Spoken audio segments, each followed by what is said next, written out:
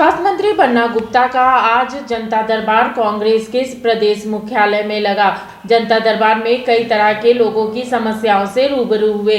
स्वास्थ्य मंत्री ने अधिकारियों को लोगों की समस्याओं का निराकरण करने के लिए निर्देश दिया।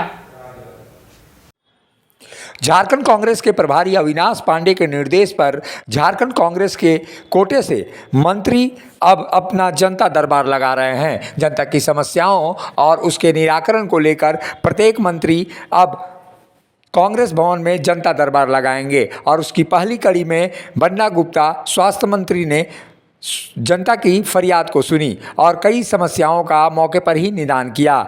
स्वास्थ्य मंत्री बन्ना गुप्ता के जनता दरबार में काफ़ी संख्या में लोग आए और अपनी अपनी फरियाद मंत्री से बताई। कई मामलों में मंत्री ने तत्काल अधिकारियों को निर्देश दिए और समस्या का समाधान करने की बातें कही। वहीं रांची के सदर अस्पताल में गार्ड की नौकरी से हटाए गए कई लोग उनसे मुलाकात की। कई लोग मौके पर ही रोने लगे और ऐसे में उनकी स्थिति खराब होती हुई दिखाई दी, जबकि बन्ना गुप्ता ने उन्हें भी आश्वासन दिया कि नौकरी के लिए उनको भी कहीं न कहीं रखा जाएगा। ऐसे में जनता की समस्याओं को लेकर कांग्रेस मुखर हुई है और आने वाले दिनों में कांग्रेस जनता के बीच यह संदेश देना चाहती है कि जनता के लिए बनाई गई यह सरकार जनता की सेवा में तत्पर है। नहीं, देखिए, आदरणीय हमारे प्रभारी हैं अविनाश पांडे जी, जो बहुत ही सुलझे हुए और काफ़ी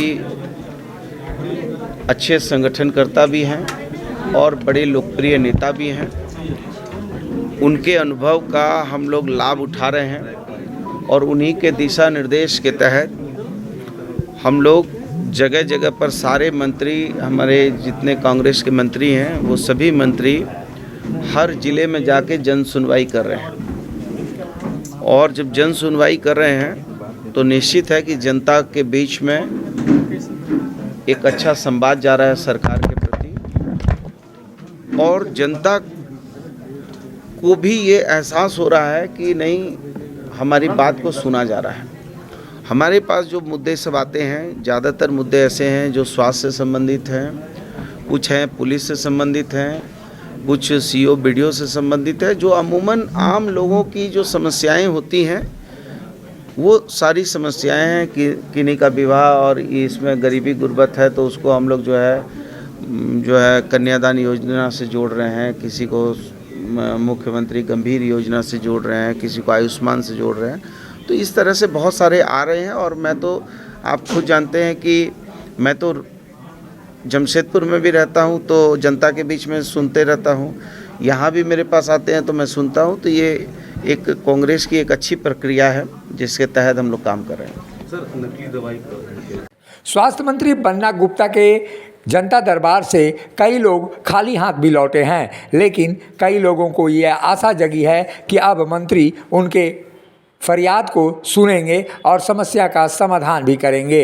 ऐसे में ये कहा जा सकता है कि जनता दरबार निश्चित रूप से जनता के लिए लाभकारी सिद्ध होगा। वहीं कांग्रेस की छवि जनता के बीच भी अलग बनेगी। झारखंड में कांग्रेस के 4 मंत्री हैं और चारों मंत्री बारी बारी से प्रत्येक हफ्ते जनता दरबार लगाएंगे। ऐसे में सवाल बड़ा है कि जो महत्वपूर्ण विभाग कांग्रेस के कोटे में हैं उन विभागों में जनता की समस्याओं को लेकर कितनी संजीदगी दिखाई देती है, ये देखना दिलचस्प होगा।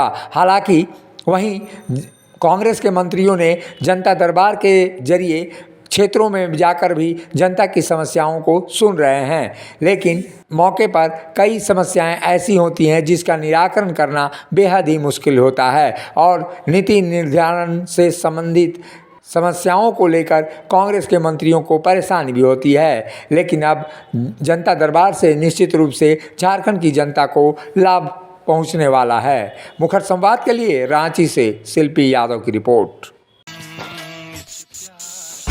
उस्ताद, आफत में पड़ी है जान। उस्ताद, उसके हाथ में तलवार है।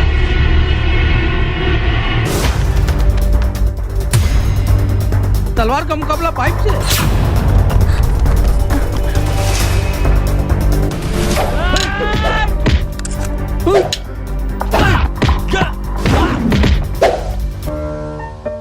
अरे वाह, आप तो हीरो हो।